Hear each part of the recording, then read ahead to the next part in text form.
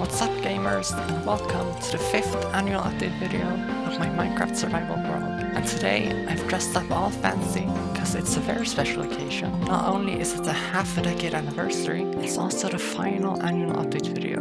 And in commemoration, I'll be doing a full tour of the world so far. So get yourself all nice and comfy because this will be a long one. And the reason why I've decided to end the series, if you don't care you can just skip ahead, but the reason was initially because just not enough people watch this series for it to be worth continuing. But I've also realized it's about time for me to quit YouTube and maybe even Minecraft, but that's harder to guarantee. I do at least have a finished state in mind for this world, so if I do quit Minecraft, I'd be satisfied. Minecraft and YouTube have both been great things for me for many years, and I've got a lot of value from them, but I just don't enjoy them as much anymore. There's a few more things I want to make before quitting either Minecraft or YouTube, so make sure to stick around until the end. I should likely never see another video from me again after the final video is done. Also, because it's the last you'll see of the world, I've also included a world download, and on the same website there's a download for a texture pack I made, so if you want to spice up the world a bit while exploring it, you can get that too. Links are in the description and in the pinned comment below. So now after a very long intro, we can now finally begin the tour.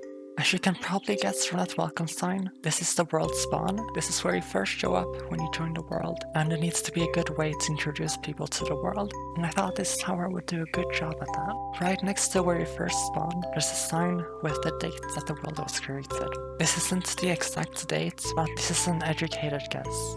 So now we can move on from the outside and go into the inside.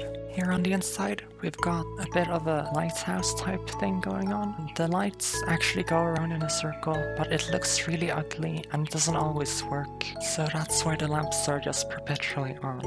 So to get to the bottom of the tower, we can either take the slow route, but what's much more fun is if we do this. And here you can see a few of the rooms. There's some beds for you if you need them. Yeah, that's our little swift way down, and now we can head even lower down, because this world has a lot of depth to it. And I did use the word depth on purpose, because we are in the deep dark. The way I was able to get a deep dark under the spawn, despite the world being so old, is because I knew that ancient cities would only generate below Y0 after 1.19, so to avoid loading chunks below Y0 before 1.19, I intentionally didn't update the game for a very long time. But at one point I did accidentally update the game, so the ancient city I ended up with is all broken and glitched, and there's only half a portal. So now we are on our way back up. We've got 3 other directions, but they don't really lead anywhere. So there's a few stops on the way to the main hub and to like the rest of civilization. But first we've got this place, and it looks kind of boring from the outside, like I just built a little mound here. But on the inside, we've got a 3x scale desert well. Of course, Minecraft's best structure, the best thing about desert well is that it has water. So this is where you come to worship the almighty desert well. This is an absolutely gorgeous build, and we can now continue. The path leads us into the next build, which is the beehive. This is a thing I built in preparation for the Buzzy Bees update, which added bees, which are my favorite mobs. Unfortunately, all the bees died or something. I don't know what happened to them. They're all gone, and I took all their hives away too.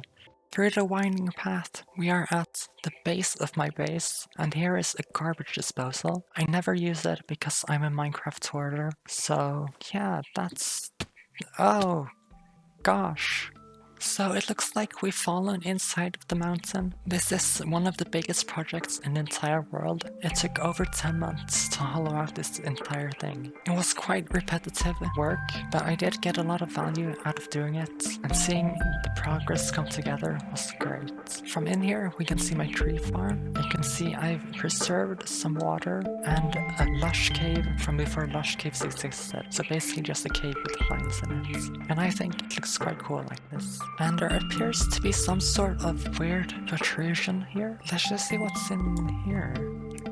Okay, so we are in the underground village. I haven't visited this place since the first annual update video. I haven't needed to because it's barely changed in all these years. The entrance here has a few animal farms, and we've got a few more farms here, which leads us into the resource village, because this is where I collect some resources sometimes. We've got a few rooms for the villagers in here. We've got this place which leads to a slime farm, which I never finished and I don't intend to finish.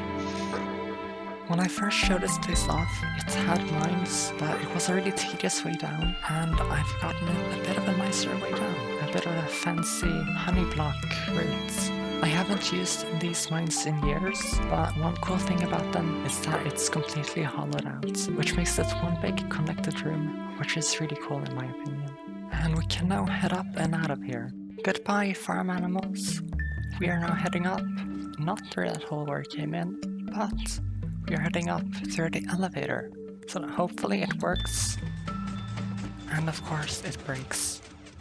It worked perfectly when I first made it, but now it's just broken. But luckily we have fireworks.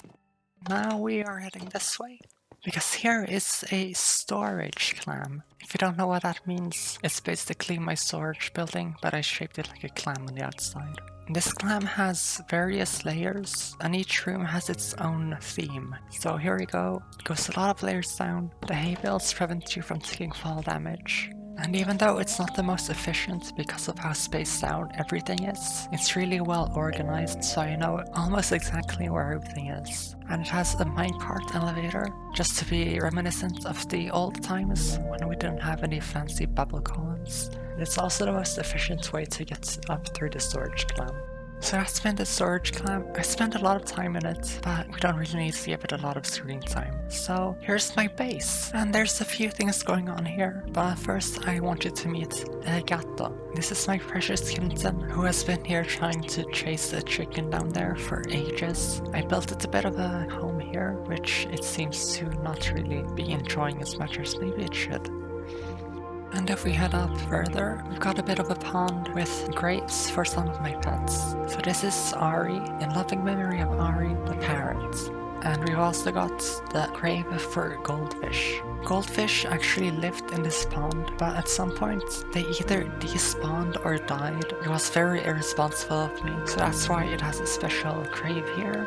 I added these cherry blossom leaves to my base recently, just because it felt really flat, and I built this base 5 years ago. I think an upgrade was much needed. And as we head in, we get to admire this little aquarium thing here, and a very special song. Wasn't that pretty? I don't visit my base very often because most of the things I need are actually in the main hub and not in here. We're going to the main hub next, by the way, but it's still officially my base, even if I don't really need it. Here's the chicken I was talking about. Their name's El Pato, and they're the little chicken that Elgat is chasing. And if we head down here, we can find the perpetual PewDiePie player. This plays music perpetually, and the reason it's PewDiePie specifically is because when I built it, I was playing with the PewDiePie, which has all the music discs replaced with PewDiePie themed music. And we also got my little dog here. Do they have a name? They don't have a name. Now to head to the top floor, we've got a bit of a map. Here you can see a bit of a preview for what's next. And the kitchen. And let's see what kind of food we have. Here we got my bedside doggo, and of course the bed. And we're not going to sleep in it actually, because I want to... And that's been the base, and we can fly down into the main hub. As I said, most of what I do is actually here, but we've got some nice aesthetic builds too, because if you're gonna spend a lot of time somewhere, it needs to be pretty. So right in the middle, we've got a bit of a plant farm, and a bunch of plants. We've also got the beacon here, my mega beacon. We've got this cute pink thing, which has no other reason to be here other than being cute. Just like with these three figures here. The first one here is the IBX Toy Cat, Toy Cat, Toy Cat. That's a mouthful, but basically it's a plush based on a YouTuber I watch, and I thought it'd be cute to build it here. Next to it, we've got Newbert from Deltarune. That's my man, that's why he's here. And we've got a creeper from Stampy's Lovely World. Oh, and of course, that's something over there. But there's also this statue. When copper was added, I wanted to add this just to be able to have like a cool aesthetic build and show how long I've had this world, because copper is a block that ages over time. And I actually gave the statue a name, which is Matilda, because that means strength and battle, which is the fitting name for a statue holding a big sword. We can now showcase the functional builds. So this is the first functional build I built, and the first functional build in the row here. So this is the armory. It's shaped like an iron helmet, which you might not be able to tell if you don't have this symbol right here. There's all my armor and weapons, and villagers, which I don't need to trade with ever. Further along here is the parrot. What's your name? Green Things? The green parrot, which is perched atop the smeltery. Yeah, it's an automatic smeltery. The furnace, this is called. This here is the coarse fruit farm. What you do is you step on these pressure plates and it all gets collected in here. As you could hear, there was a big splash. And in here, this is a storage building. It goes quite far up, but we're not going all the way up there. This basically holds like everything that I have way too much of. And we've got more storage here. We've got the thick mobs, which have mob drops. The thick mobs continue over that way. Here we've got a hamburger, which was meant to be like my semi-automatic cow farm, but I don't think it works. On the topic of farms, if we head up the twisting torso, we can see this bee farm and the general farm. I never use anything here except the bee farm, and that's just to get wax for my copper. And this pretty much just exists because it will look cool to have this long fridge of melons. From this viewing point, we can see all the beautiful surroundings, but where we're heading is onto this bridge. And over this bridge, we have the map room. Pretty self-explanatory. It has a big map of basically everywhere significant, so you can see a bit of a preview of the rest of the world here. And here's the main room of the museum. This I originally built to show off archaeology, and with updates 1.20 I finally could. So here we've got a few pottery shards, but most of it's actually in a different location, which we'll actually visit at the end of the video. And we've also got the armor trims. So because we can duplicate armor trims, I've actually got all 4 of them, and we got a single full set. And we got some like lore here, some archaeological theories about what these armor trims actually were and what they meant for the Trail of Ruins. So yeah, it's quite satisfying to have the archaeology here, because I built this like all the way back in 2020, and it finally has a purpose. And up here, this room didn't have a purpose either, but they've got the music discs. Of course, all the music discs except a few. Again, those other few are in a different location, which we'll get to visit at the end of the video. Stay tuned for that. As well as music discs, we've got banner patterns. I thought there were only like 3 special patterns you could get, but now you can actually craft some of them. Now we can go down again, and we can go out the back of the museum. So this is the animal collection. So all animals and friendly mobs are put in here. That was an accident. This line of dark oak wood kind of guides you through the updates. Something very exciting about the animal collection this year is that I finally have a blue axolotl. There you are. It took me many hours of grinding, but it's finally here. It's great that the axolotl collection is finally complete now. This was a fun and quite challenging project, and I would recommend you to do it as well. Heading into the museum again, you can see there's an iron door here, and we can get a look at this skeleton. This is the Pterosauriformia, which means resembling a pterosaur. So this is just like meant to be a generic little skeleton that I made from the only fossil in this entire world that I have found. Underneath here is this area, which is like a trophy room. So we can see one of my trophies is the mob spawner. I actually didn't even know it was here, but it's quite lucky. Here we got the mob heads, which do dance. Quite gracious. You got roses gathered from the Wither's victims. Here's another portal block. There's a few hidden around the world if you want to find them in the world download. And here's the conduits, which are active. We got a Wither's skull. We got a bell. So yeah, here you can get a good view of all my trophies. And this is quite a big museum. Outside of just those things there, we've got a plant collection. And we've got every plant, including things that aren't really plants. That's squirrels. Squirrels in real life are actually animals, but they act like plants in Minecraft. We also have the underground plants and the interdimensional plants. To the right of the museum is the painting showcase. Every painting is displayed quite quite well here, because that's something that makes sense to put in a Minecraft museum, I think. If we stave off the path a bit, we can go onto this bridge here. This bridge leads into a whole new section of my world, and we'll be taking the ice highway, because not only is it fast, but it's also really fun. So let's show you what's so fun about this ice highway in particular.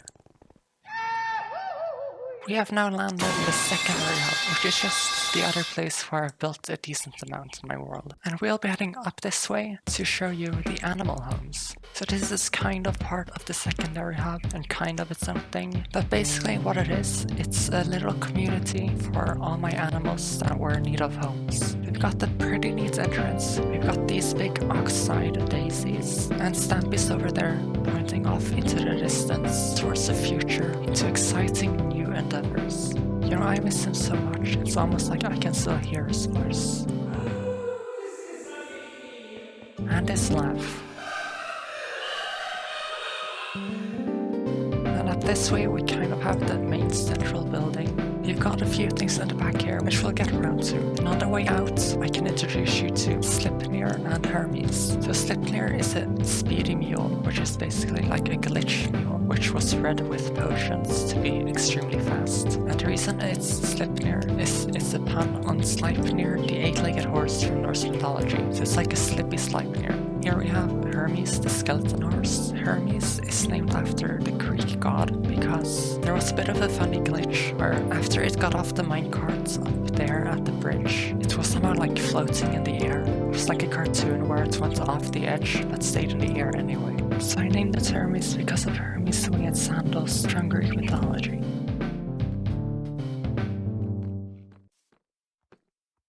Why are you fucking on the floor? Up here we have the dogs, so we've got Gunter, Hunter, Lobo, Dog, I don't know how to pronounce that name, okay? Fenrir, and on the other tower we have Mattress Man, Sven, and Gregory. In between the towers there's a special little monument, and this is the monument to my allays. We got the emblem of guide, the emblem of console, and the emblem of support. All three of my original allays unfortunately died. Even the one that I had kept did end up dying because I was a bit reckless and didn't foresee the consequences of my actions with that one. Their emblems are on these little houses because that's the one thing that I was planning to make for them, but they all died before I had time to do that. So it's very sad they all died, but at least they ended up getting what they were supposed to have this entire time. Just a nice home. And now for all the rest of the homes. So we have this drip leaf shaped thing here, because with drip leaves being these tall things which you can parkour on, it kind of reminded me of a cat tree. The cats living here are Dusty, Pussycat, Gary, Billy, Orange, Witch, Sands, Undertale, Cloak, Rainy, and Oceanside. Behind the lion statue, we have my fishies. And this is here because I just needed something pretty here to fill out the space, and I also needed homes for some fishes. We got Faith Collie, Gothis, Bugger, and Sweetie living here. Continuing forward is the parrot home. It's shaped like an owl despite being a parrot home because I just wanted to do that. Inside a parrot home, we've got Roman, Yea, IKEA Burb, Green Tree Frog, and Integrity. At this junction, there's the fox home, which is a bit underground and under some leaves and stuff to represent a fox den. And in here lives my fox, name of Mums, which is Swedish for like yummy because it likes eating things. Neighboring the fox home, we've got the panda home, and it stands tall to be reminiscent of the tallness of bamboo. So soil and sand share this quite lovely home together, and it's quite cozy here for them. Down on the bridge, we can see there's a bit of a sewers there, and that's because the river actually goes in a full circle and loops around, and I thought it would be a cool concept to be able to actually ride the boats all the way through. And because there's bridges and stuff that blocks the river, I had to make some way for the boats to be able to get through to the other side, and the sewers were the perfect solution. Moving on from the cute little bridge, we have a much fancier bridge.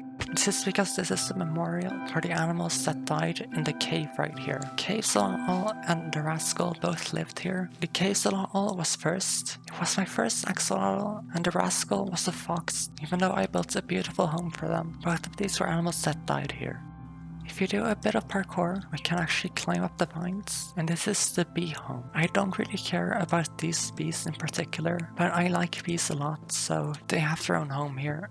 We are done with the animal homes now, and we're right on track to head to the statues area. This is just the area where I built things that don't really fit anywhere else. So we have the Super Lamb Banana, which is based on the Super Lamb Banana from Liverpool. And I thought it was an interesting thing that I wanted to build in Minecraft. Here we have the useless lava pool. It was meant to be like a bit of a torture zone for drowned, but the drowns kept on dying, so I'm gonna have to demonstrate what it would be like for them if they were here. Next to this lava zone, we have the water creature, Big Salmon, Minecraft's greatest feature. On the Bedrock edition of Minecraft, we worship the Big Salmon. Over here is the cave. Because it's a cool cave, instead of covering it up, I put glass on the top. I also made a floor out of quartz, so that it would be more interesting to look at. While the statues area and animal homes are technically part of the secondary hub, they're also separate enough that they could count as their own thing. But now we can head into the secondary hub proper. So we've got a few things here. The first build we saw from back there was this stone thing. It's a recreation of a base from a previous world I had, and I'll give you a bit of a tour through it. So at the bottom here, we have bamboo growing, some lovely leaves growing around, and of course the trunk of the tree. At the top of the stairs, we have the actual living space. So this here was originally a storage room, but because I don't need another storage room in this world, I just filled it with flowers. And we have the living room. No one actually needs a living room in Minecraft, but I always thought it was a cozy thing to have in your home. The kitchen looks like this, and we have the bedroom here. It's nothing too crazy, but I still like it. Right out the front, we have the next thing, which is the sheep farm. And the sheep farm was actually the first built in the secondary hub. The sheep farm is here rather than in the main hub, because I didn't want to chop down more trees in order to build it. Over time, I built a few more things here. That's when I realized it would be a fun idea to make this into another developed part of my world. And that's how I ended up with so many different builds here, including the Note Block Mixtape. We have quite a few songs, and this year I have added caramel danza. As per usual, we'll be hearing the Note Block Mixtape at the end of the video. Up this mound is my house. So this is just a small house because it's not as important as the main hub, and the furnace looks like this. And flying this way is the hollow island.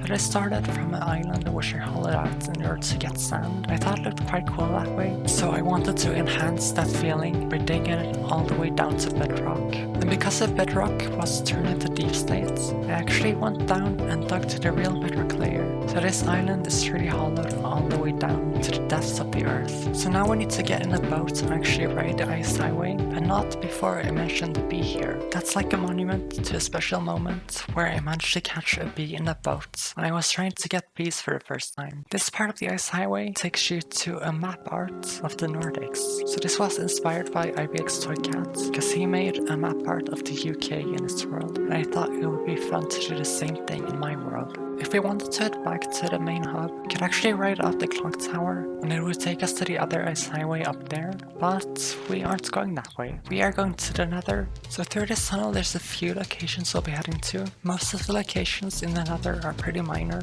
so we'll be speeding through them. First we'll be heading straight ahead. The copper tunnel takes us to this water elevator, which when we get to the top, we arrive at a pillager outpost. This is where I first got the LAs. It's also where I head in order to go on new adventures. Some of the things I did here was find a trail ruins, and down here is also a goat horn farm. This next tunnel is a pretty cool looking one, because this is where I mined for netherite. And it created quite a cool looking tunnel, which also made it easier to be able to reach your next location, which is a guardian farm. I used a design from Silent Whisperer, which I'll leave a link to. This is my vacation home. Sometime into the world, I got bored and got the feeling to start over again. But instead of creating a new world, I thought it'd be fun to start over in a different part of my current world. I didn't get very far, as you can see from the singular house and this small farm. The portal to this place is located in the swamp where I got my first frogs. Oh, and there's still a tadpole here. The final destination of this stretch of ice highway is the Wooden Mansion. There's not much to say about this place except it's really far away. So those are the locations straight ahead from the secondary hub, and now to the left this way towards the Hollow Mountain. So I did already have a Hollow Mountain in the main hub, but over here is the original Hollow Mountain. It's quite a small mountain compared to the one in the main hub. This was like the trial because I wasn't yet confident enough to do something bigger. Further up this way, we actually don't need to enter a portal, because the next location is actually in the Nether, and that's this area. It's a Crimson Forest, where I removed the forest. It's now just a normal Nether hellscape, filled with piglins and hoglins, but without the actual environment where you'd expect to find them. To the opposite side of the junction, we have another ocean monument. This monument is actually closer than the Guardian Farm one, but the reason I didn't use this one is because the fact that there's an iceberg biome here actually might obstruct the spawning of Guardians or something like that. There's also a weird collection of mobs here and a sugarcane farm, with a story that you can read if you want to. Beyond the ocean monument is the Froglight farm. So this isn't automatic because that would just be too complicated for me. So yeah, it's a bit chaotic in here. Usually it's more okay, but yeah, this time we got unlucky. So yeah, that's all there is to it. It's just frogs in an arena with some magma cubes. The next location is the Home of Death, which luckily isn't quite as deadly as the Froglight farm was. The reason it's called the Home of Death is because after I died in the Nether fighting the Wither, I lost a lot of stuff to lava, and then after trying to enchant some new tools at my Enderman XP farm, my elytra broke and I fell into the void and died. I was so distraught about that it would actually feel better to start over completely than to try and regroup with what I had. The main attraction is obviously the outpost, which is my house. We've also got a few farms like the melon farm and the animal farm. Most of this is used to be able to trade with the villagers here, because one thing I really wanted to do after losing all my most valuable enchantments was to have some way to get them reliably. On our way back, we can say goodbye to my dog. It's just been sitting here guarding the mines this whole time, so I kind of forgot its name. Here in the bottom floor, we can say goodbye to Hellhopper and the piglin Banna. Over here is another one of my vacation homes. It's not too special, it's pretty simple, but the real interesting thing about this place is the stronghold, and it's located right under this village. The village has long since been emptied, but the villagers themselves actually are still alive. And once we've hopped through the portal, we get to see them. So this right here is the end portal room, and I gave it quite a nice makeover. So let's go through the portal and into my end spawn. Over here is the Enderman farm, but the thing I want to talk about is this bridge. It's actually made a proper bridge after it was just a really ugly stone bridge for a good while. On the main island, you can see that there's a bunch of pools of water. We've also got my lovely array. If we swim our way up to the end gateway, we get to the end islands, where there is an end village, and we'll finally get to meet those villagers. The end village is a bit far away in its own secluded island, because I wanted to have like a self-contained area that I could light up easily and have no enderman spawn. So this is the end village, 99% recycled materials, and that's because I mined an entire end city to build this place. The idea for this place was to be a place where I trade to get XP and emeralds, but because it's in the end, the villagers never get a chance to replenish their stock, so it's a really inefficient way to try and get experience. But here we get to see a full view of the island. Even though it's not very useful, I still quite like it.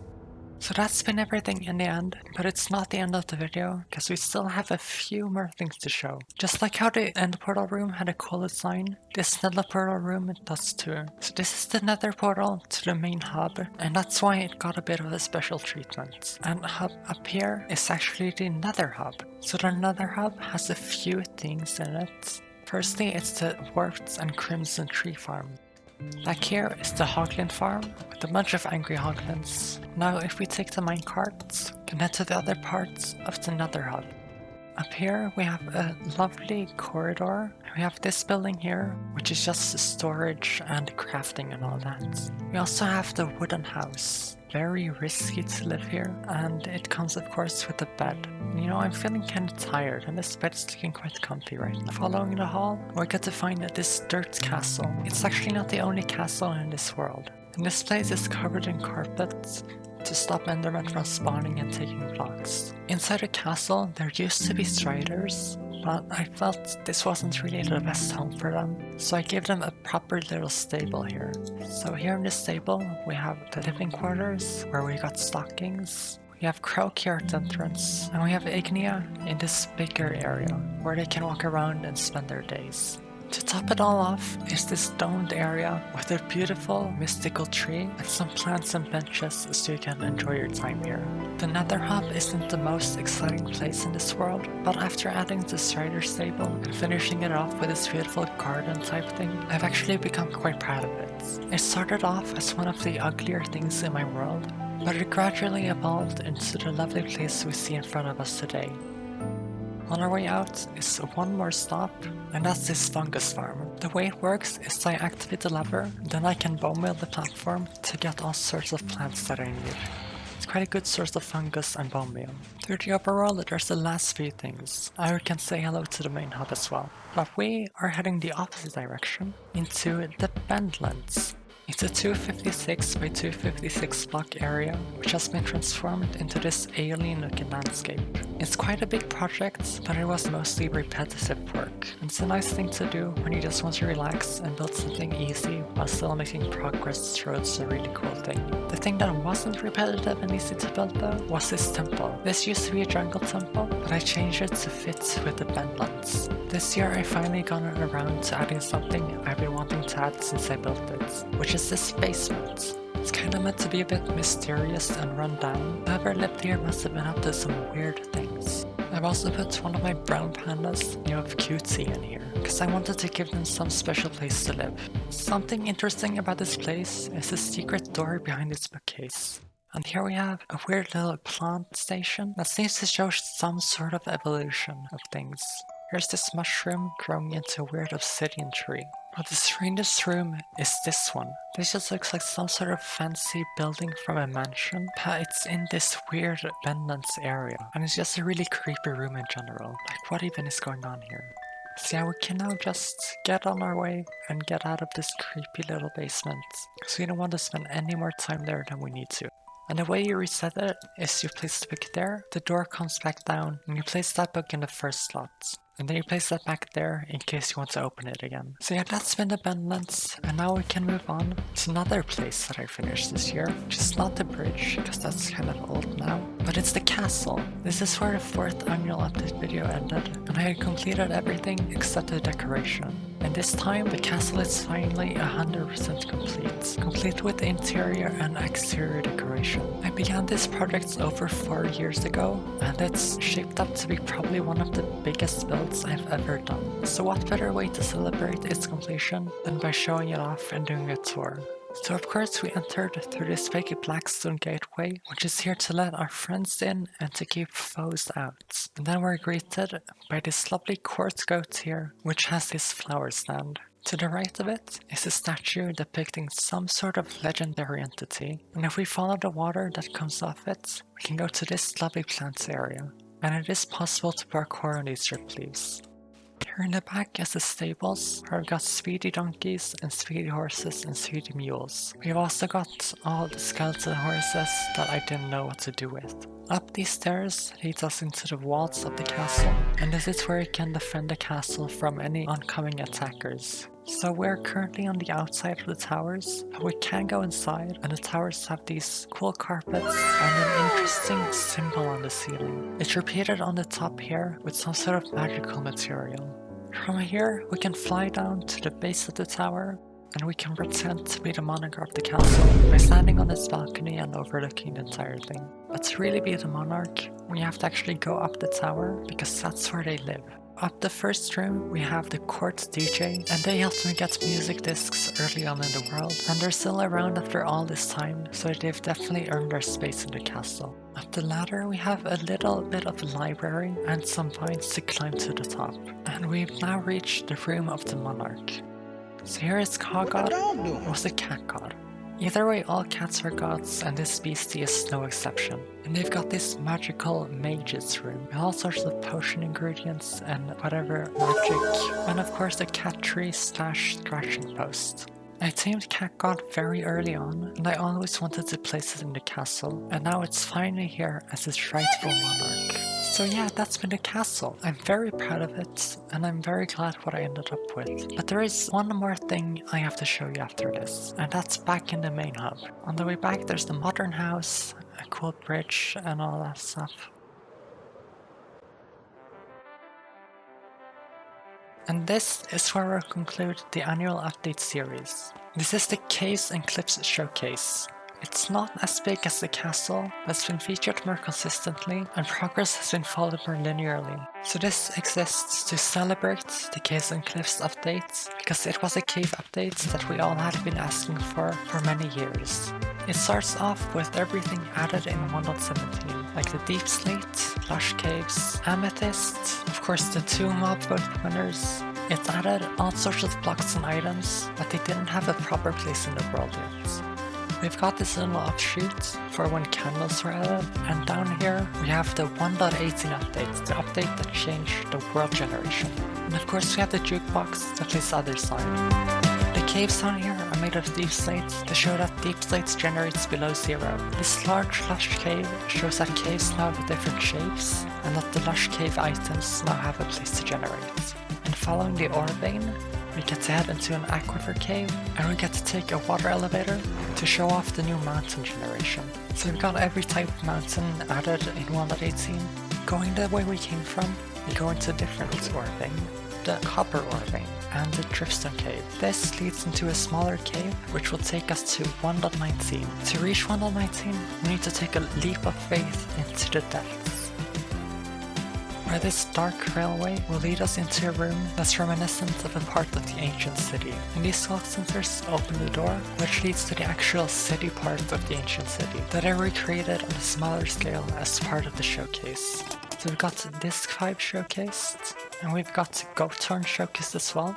On the opposite end, we have all the items you can find in the Deep Dark. And you might remember my ancient city actually had a really weird generation, so I didn't have most of these items for the longest time. But after doing some scouting in spectator mode, there was one secluded part of the ancient city that I hadn't yet found, and it just so happened to have what I needed to finish off the ancient city showcase.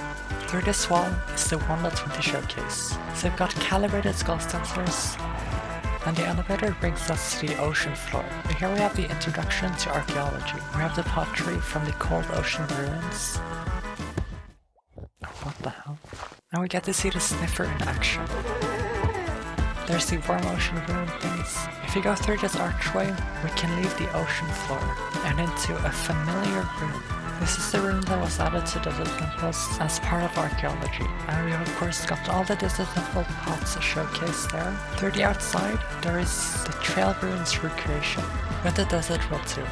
The first building showcases all the armor trims you can find from the Trail Ruins, and they all have their unique poses to go with the names of the armor trims.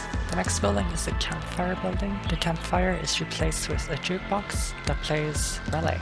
At the doorstep of the main tower, we have of course the Suspicious Sand and Suspicious Scrapple, the essentials of archaeology.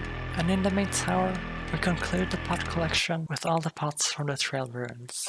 And with that, the Case and Cliff showcase is now fully complete. And just like how that marks the end of the Case and Cliffs updates, it also marks the end of this video and the end of the whole annual update series. While I'm not sure if I'll actually be quitting Minecraft, I will be working towards getting this world to a state where I'd be satisfied if I did leave. It's mostly just some minor adjustments. Making videos and playing on this world has brought me great value over the years, but it's getting time to end it. Even though endings are always kinda sad, especially with something that's been going on for years, I also think ending it now makes sense. It's actually quite exciting that both this Minecraft world and this YouTube channel will be getting a proper close. So do make sure to stick around for the final things I've left in store for this channel. Make sure to check out the world download if you're interested. And now we will be saying goodbye to the annual update series. Thank you all so much if you watch any of my videos and have been a part of this little journey. Bye!